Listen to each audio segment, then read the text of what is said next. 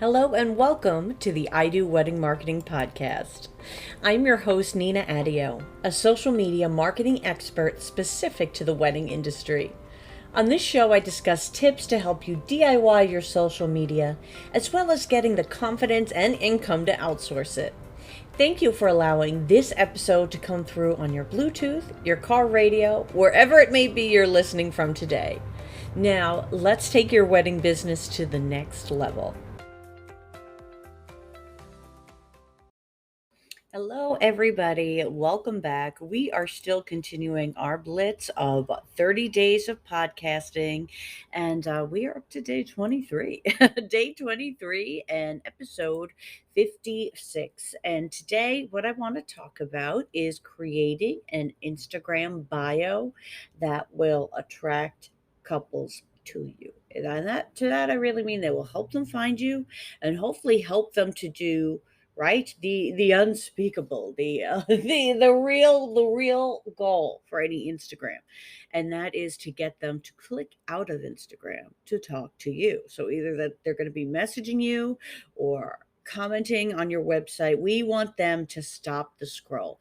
So I'm going to be doing some tips about that. And the reason why I want to get into this is because as part of the Engage to Engagement workshop happening September 14th with Carissa Cruzy and myself, we're also offering the option to add in an Instagram audit. Now, the audit will be personalized for you in your profile. So, this is just going to be a little tip, or not a little, well, yeah, you're getting tips, but it's a taste of what's to come with that. As a reminder, the Engage to Engagement workshop is September 14th, 1 p.m. Eastern. It's live. You can purchase when you purchase it, you will get the replay. So if you miss it live, you're still going to get the replay and get all the information. I'm going to be giving my 10-10-10 organic engagement strategy. This is the only place I'm sharing this of how I can get traction through organic Instagram engagement in just 10 minutes a day. Carissa's going to be going over her content that converts, that is too designed to be something you can do in 10 minutes a day. So we're just asking for 10 minutes a day and implementing the tools that we use to drive traffic to your wedding business. So I'm so excited about it. You can get your ticket in the show notes below. But let's get to today's topic. We're talking about having an Instagram bio that attracts. And you may already know this first tip, but it all starts off with what's in a name. All right. A whole lot of engagement can be in a name. That's what. So you have two different names, so to speak, on Instagram. You have your handle. Okay. My handle is I Do Wedding Marketing. Your handle, for argument's sake, let's just say it's Navy Blue Photographer. Okay. And then you have your name field. So mine on my name field, let me pull up my profile so I say it exactly. I believe, let's say it's Nina Wedding Marketing. Okay. And that is because the name field is a search term. I don't need people to search me by my first and last name. That's not like part of my strategy. Okay. Maybe you don't either. Maybe your navy blue photography is a full photography team. So that means in your name field, you could be Rhode Island wedding photographer. Why? Because that is a keyword and a searchable keyword. So when people type in Rhode Island wedding photographer, they're finding navy blue photography. You also could put, if it's just you running your team, you could put Bill dash Rhode Island photographer, Rhode Island wedding photographer. Work with the amount of spaces that you have because it's not unlimited.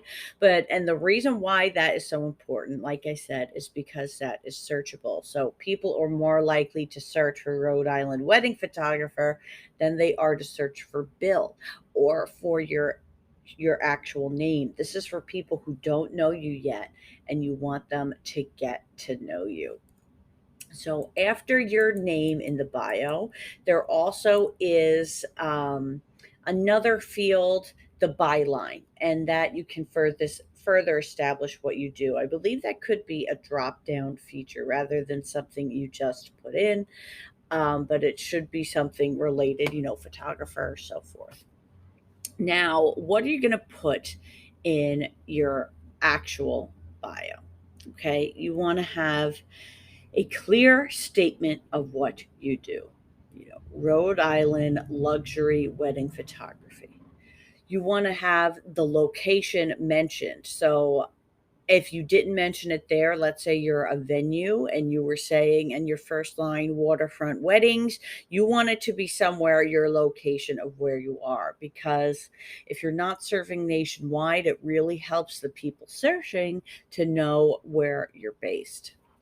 It's also great to put in some credibility. So let's say you're voted the best wedding photographer by Rhode Island Bride or something like that. 11 plus years of industry experience. Something that's going to vouch for you and give you some proof as to who you are in what you do. And the next clear part is to have a call to action. So, how do you book your clients? How should they get in touch with you?